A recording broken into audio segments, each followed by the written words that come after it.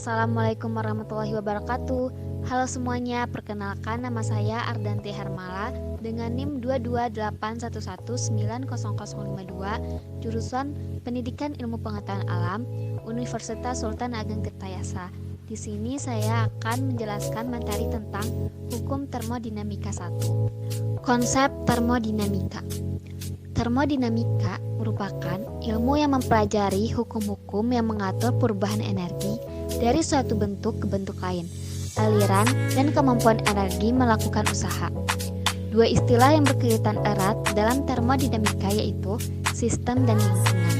Termodinamika berasal dari bahasa Yunani yaitu thermos yang berarti panas dan dynamic yang berarti perubahan.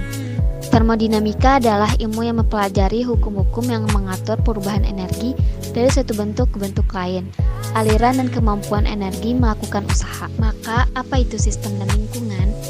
Sistem adalah sesuatu yang menjadi subjek pembahasan atau fokus perhatian, sedangkan lingkungan adalah segala sesuatu yang tidak termasuk dalam sistem atau segala keadaan di luar sistem. Hukum termodinamika 1. Hukum ini terkait dengan kekekalan energi. Hukum ini menyatakan perubahan energi dalam dari suatu sistem termodinamika tertutup dengan total dari jumlah energi kalor yang disuplai ke dalam sistem dan kerja yang dilakukan terhadap sistem. Hukum pertama termodinamika adalah konservasi energi. Secara singkat, hukum tersebut menyatakan bahwa energi tidak dapat diciptakan dan tidak dapat dimusnahkan, tetapi hanya dapat berubah dari bentuk yang satu ke bentuk yang lain. Proses termodinamika. Proses termodinamika dibagi menjadi 4 macam, yaitu pertama isotermik, delta U sama dengan 0 dan Q sama dengan W. Kedua isokorik, W sama dengan 0 dan delta U sama dengan Q. Yang ketiga isobarik, delta U sama dengan Q dikurang W. Yang keempat adiabatik, Q sama dengan 0, delta U sama dengan W. Kalor kerja dan kerja kompresi. Konsep kalor. Menurut Joule, kalor sebenarnya merupakan perpindahan energi. Maka, kalor adalah energi yang berpindah.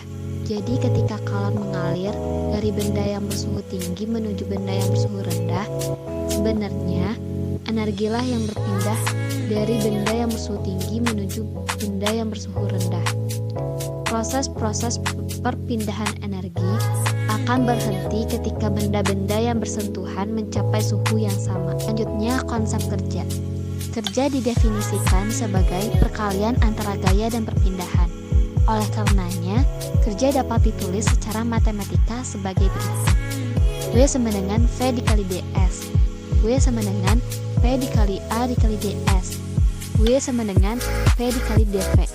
Dengan keterangan W sama dengan kerja, P sama dengan tekanan, dan dV sama dengan elemen perubahan volume. Kerja ekspansi atau kompresi.